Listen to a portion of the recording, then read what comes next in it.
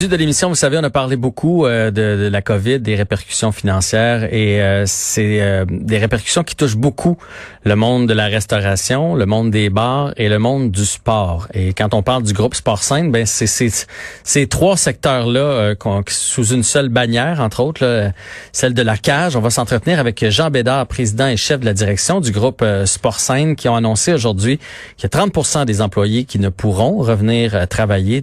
C'est un total de 660 employés. C'est énorme. Bonjour, Monsieur Bédard. Bonjour.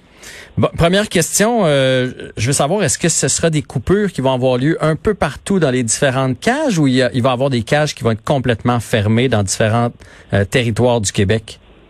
Ben en fait, c'est ça. Aujourd'hui, ce qu'on a fait, c'est un peu le point sur un cumul de décisions qui ont été prises là, depuis quelques semaines là, suite à la reprise graduelle des opérations. Là, nous, depuis le 12 mars, là, avant ça, on s'en allait sur notre meilleure année de notre histoire, mais de tout s'est arrêté soudainement. On a pris la décision là, de fermer 4 établissements. Il y en a 2 qu'on avait décidé de déménager de toute façon. Il y en a une que le bail se terminait l'année prochaine, puis on jugeait que ça valait pas la peine de réouvrir. Et il y en a une autre qu'on a décidé de vendre la bâtisse. Ça a un impact, mais il y a également le fait qu'on soit à opération limitée avec toutes les normes sanitaires. On doit respecter le 50% à peu près de capacité. On a pris la décision, nous, d'ouvrir seulement de 4 heures à 10 heures le soir pour l'instant. C'est très difficile de remettre ce genre d'opération-là en place, surtout quand on a plusieurs établissements. Fait que cet ensemble de mesures-là a fait en sorte que malheureusement, là, il y a 30% de notre main-d'œuvre qu'on avait le 12 mars qu'on ne pourra pas garder avec nous. Puis je pense que par respect pour ces gens-là qui attendent toujours en espoir de peut-être un retour, ils soient en mesure de se retrouver quelque chose d'autre. Donc, c'est plus un cumul de plusieurs de ces décisions-là qui ont été prises au cours des dernières semaines. Puis nous, on devait faire le point là-dessus ce matin. Est-ce que dans les emplois qui vont être délestés, est-ce que c'est bon, parce que je sais que à la cage puis cage au sport, oui. Est-ce que il y a beaucoup d'étudiants, j'en connais là, moi, des personnes qui sont au cégep, à l'université. Est-ce qu'on parle que d'employés comme ça qui vont peut-être pouvoir se relocaliser ailleurs, ou il y avait des employés de carrière, là, des cuisiniers, des gens qui étaient chez vous 40-45 heures de Okay. Il y en a de toutes les sortes. Écoutez, exemple, il y en a qui travaillaient le midi, qui n'avaient pas de disponibilité de travailler le soir. Étant donné qu'on est ouvert seulement le soir, puis peut-être il y a certains endroits, je ne sais pas si on va réouvrir à court terme le midi. C'était des gens probablement qui étaient avec nous depuis longtemps, mais on n'a pas d'heure à leur donner le soir.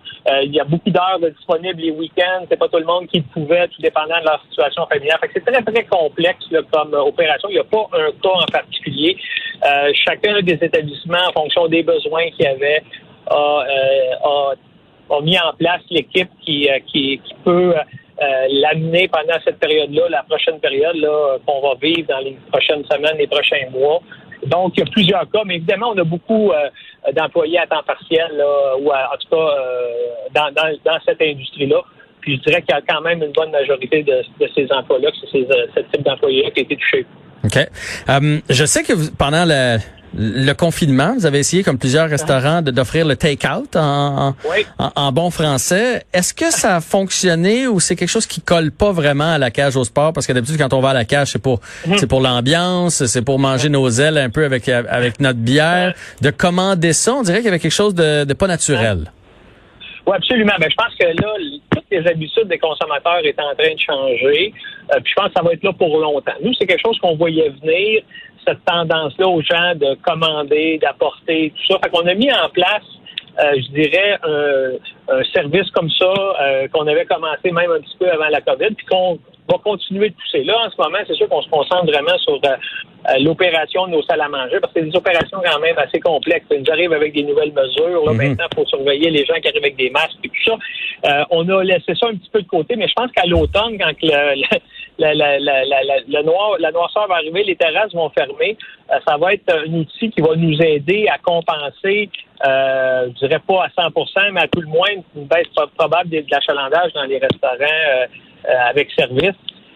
Donc, oui, on va continuer de pousser ça. Puis oui, effectivement, vous avez raison que dans ce qu'on appelle le top of mind des gens, c'est pas naturel. Mais les gens vont continuer d'écouter le sport. Peut-être qu'il y en a qui vont hésiter de sortir au restaurant. Fait que nous, si on a une offre comme la nôtre, puis on a des établissements on a eu beaucoup de succès succès à date quand même. Okay. Pendant même la période que les salles à manger étaient fermées. Est-ce que vous allez devoir revoir le menu un peu? Parce que moi, je suis un fidèle, là. Tu sais, puis j'ai un garçon qui joue au hockey, fait que les cages au sport, c'est un classique entre deux parties ou après un tournoi. Mais, tu sais, mes nachos ou mon tous pour un que j'aime bien prendre, on dirait que une fois qu'il va être passé dans l'auto de livraison, il est moins appétissant quand il arrive à la maison. Fait que allez-vous changer le menu pour cette nouvelle réalité? Ce que vous allez pouvoir faire, c'est que vous allez pouvoir l'acheter, mais vous allez le faire cuire chez vous. Fait que nous, on est en train de monter des kits où tu fais ton nachos, tout ce que tu as besoin, le picot de galop, les sauces, même les instructions. Ça prend 5 minutes, vous allez passer pour un grand chef du nachos. Ça va goûter ce que ça goûte à la cage. On est en train de monter ça pour l'automne. On a également, effectivement, le tous pour un. Tous les ingrédients sont là. C'est pas tellement compliqué à faire cuire. Toutes les instructions vont être là avec les sauces que vous retrouvez à la cage. Ça, on est en train de travailler là-dessus. C'est ce qu'on appelle le prêt à cuisiner. C'est-à-dire pas de la livraison, parce que ça arrive peut-être moins de chaud que ce qu'on est habitué de faire. Mais vous allez être capable de le faire. Puis ça, on va mettre ça en place là, pour le mois de septembre. Ah ben là, vous me parlez, par exemple, parce qu'il n'y a rien de meilleur que les meilleures ailes, c'est celles de la cage au sport. Si je peux les faire dans mon four à la maison, je suis preneur. C'est ça. C'est ça qu'on veut faire. Est-ce que pendant tous, tu sais, on a tous eu nos petits deuils à faire, puis nos journées où tu faisais comme, voyons, ça va-tu me lâcher? Hey, vous, là, restauration, bar, puis plus de sport en plus. Y a-tu des journées où vous étiez comme un peu découragé? Oui, moi, je suis un gars quand même que très bon moral. Ce qui était difficile, je dirais, au début, c'est d'essayer de comprendre dans quoi qu'on était puis combien de temps ça durait. Tu sais, au début, on disait, 2 semaines, après ça, 8 semaines, ça a l'air, on a checké au Japon, puis c'est revenu comme avant, tout ça, puis se rendre compte finalement que on était dans quelque chose qui serait assez long. Et là, ben évidemment, il faut mettre en mesure les nouvelles normes de sécurité. Il y avait beaucoup d'incertitudes là-dessus. Les gens vont être au rendez-vous? Les employés, comment qu'ils vont vivre avec tout ça là également? Il y en a qui étaient chez eux. Il y en a qui faisaient 14 semaines qui n'avaient pas travaillé. Sont venus. Moi, j'ai même des gérants qui se souvenaient même plus comment ouvrir les télévisions quand on a réouvert les restaurants. Ça vous donne une idée un peu dans quel contexte on a réouvert. Fait que oui, on a des périodes où c'est plus difficile, mais on se concentre sur ce qu'on peut contrôler. Malheureusement, la pandémie, l'épidémie, on peut pas la contrôler. On est très proche de notre monde, puis on souhaite qu'ils trouvent un vaccin au plus vite, qu'on soit capable de retrouver une certaine normalité. On a un petit peu d'éclaircie là, avec le sport qui revient. Moi, j'ai quand même un feeling là, que, surtout au niveau du hockey, même le basket qui reprend le baseball, on va avoir un peu plus de sport. Mais il faut quand même, encore une fois, ce ne sera pas la même ambiance électrique qu'on est habitué d'avoir dans les séries de la Coupe Stanley à la cage, à cause des règles de distanciation, puis tout ça.